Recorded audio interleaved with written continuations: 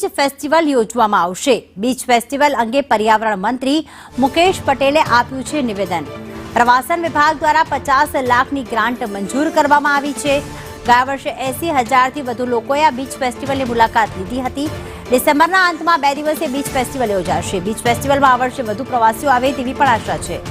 2 દિવસીય બીચ ફેસ્ટિવલમાં સાંસ્કૃતિક કાર્યક્રમોનું આયોજન, સાથે જ સુવાલીની આસપાસના લોકોને રોજગારી પણ મળશે। સુવાલી બીચના ડેવલપમેન્ટનું પ્લાનિંગ થશે। સુવાલી બીચને અંદાજે 48 કરોડના ખર્ચે વિકસાવવામાં આવશે। આ માટે સુરાએ 10 કરોડ મંજૂર કર્યા છે, જ્યારે તબક્કાવાર 3 વર્ષમાં સુવાલી બીચને વિકસાવવામાં આવશે। ફેસ્ટિવલ રાખવાની સાથે સાથે લોકોના રોજીરોટી મળે, ત્યાંની સામાજિક સંસ્થાઓ, ત્યાં સખી મંડળોને રોજગારી રોટી મળે।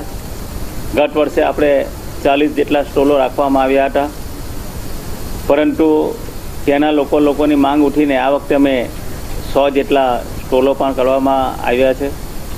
સાથે સાથે ગુજરાત સરકારે પણ આ વખતે લગભગ 48 કરોડ રૂપિયા આ ફેસ્ટિવલ માટે મંજૂર કર્યા છે। તો વર્ષના અંતમાં સુવાલી બીચ ફેસ્ટિવલ યોજાશે।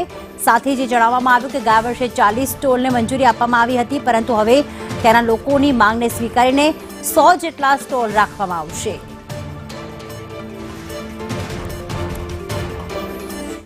તો આ તરફ મોરબીમાં કોલસા